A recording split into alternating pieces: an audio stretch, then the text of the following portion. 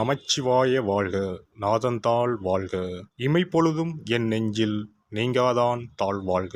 வாழ்க வளமுடன். அனைவருக்கும் இனிய வணக்கங்கள். நாம் இந்த பதிவில் மார்கழி மாதத்திற்கான 12 ராசிகளின் பலன்களையும் அதற்கான பரிகாரங்கள் என்னென்ன என்பதையும் இந்த பதிவில் விரிவாக காண்போம். எல்லோர் வாழ்விலும் வளமும் நலமும் செல்வ செழிப்பும் பெற எல்லாம் வல்ல இறைவனை வேண்டுகிறேன். ஓம் நம சிவாய. விருச்சிக ராசி அன்பர்களுக்கு விசாகம் 4ஆம் பாதம் முதல் அனுசம் கேட்டை வரை பொருளாதாரத்தில் தேவைக்கேற்ற பணம் வந்து கொண்டே இருக்கும். உடன்பிறப்புகள் உங்கள் குணமறிந்து நடந்து கொள்வார்கள். ஒரு கடனை அடைக்க மற்றொரு கடன் வாங்கும் சூழ்நிலை கூட சிலருக்கு ஏற்படும். ஆரோக்கியத்தில் கவனம் செலுத்துவது நல்லது. இடமாற்றம், வீடு மாற்றம் அல்லாமல் உத்தியோக மாற்றமும் கூட வரும். உங்கள் ஜாதகத்திற்கு யோகம் தரும் கிரகமாக சனி பகவான் விளங்குவதால் கவலைப்பட வேண்டியதில்லை. செல்வ நிலை திருப்தி தரும்.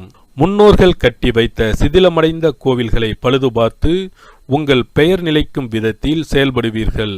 முத்தான தொழில்கள் வாய்க்கும் யோகம் உண்டு. முன்னேற்ற பாதையில் அடியெடுத்து வைப்பீர்கள். எதிரிகளின் பலம் குறையும். லாபத்தை வரவழைக்கும் விதத்தில் கையாள நண்பர்களும் மாற்று இனத்தாரும் உறுதுணையாக இருப்பார்கள். உத்தியோகத்தில் உயர் அதிகாரிகளின் மனதில் இடம் பிடிப்பீர்கள். வீடு வாகனம் வாங்க கேட்ட சலுகைகளும் உதவிகளும் வந்து சேரும்.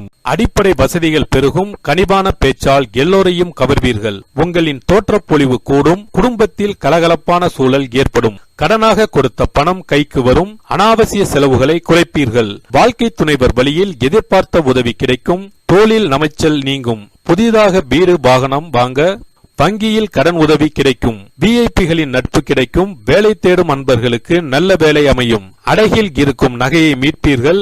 பழைய கடன் பிரச்சனை கட்டுக்குள் வரும். குலதெய்வ பிரார்த்தனைகளை நிறைவேற்றுவீர்கள். பிரபலங்களின் பட்டியலில் இடம் பிடிப்பீர்கள். பணம் வர தொடங்கும்.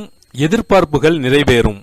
வழக்குகள் சாதகமாகும். அரைகுறையாக நின்ற வீடு கட்டும் பணியை மீண்டும் தொடங்குவீர்கள். தாய்வழி சொத்துக்களை பெறுவதில் இருந்த தடைகள் நீங்கும்.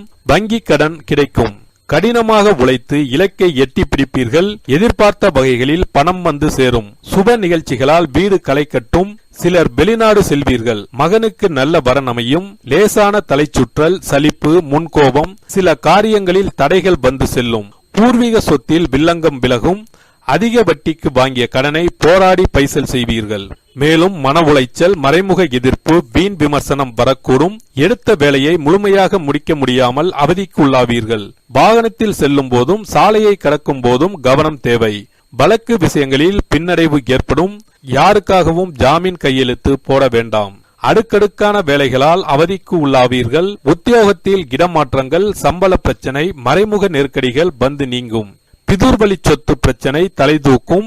பயம், படபடப்பு நீங்கும். இளைய சகோதர வகையில் பிணக்குகள் நீங்கும்.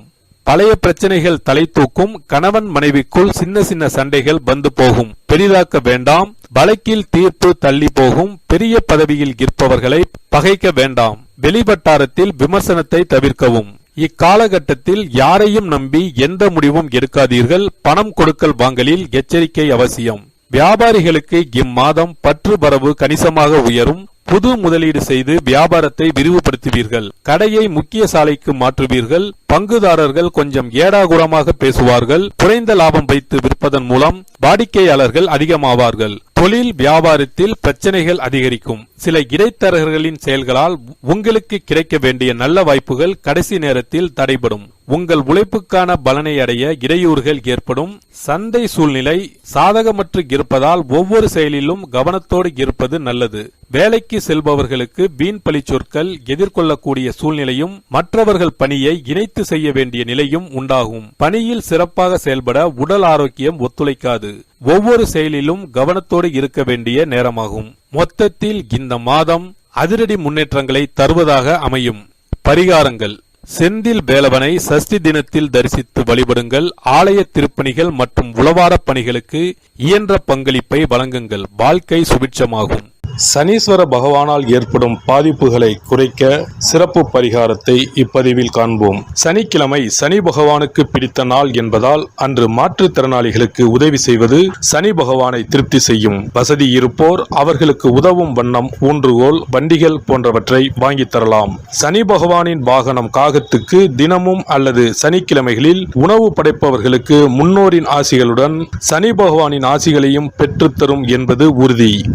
தானத்தில் சிறந்தது அன்னதானம். ஒருவர் பசியாறும் போது அவரது வயிறு குளிர்ந்து நமக்கு அவரது வாழ்த்துக்கள் கிடைக்கும்.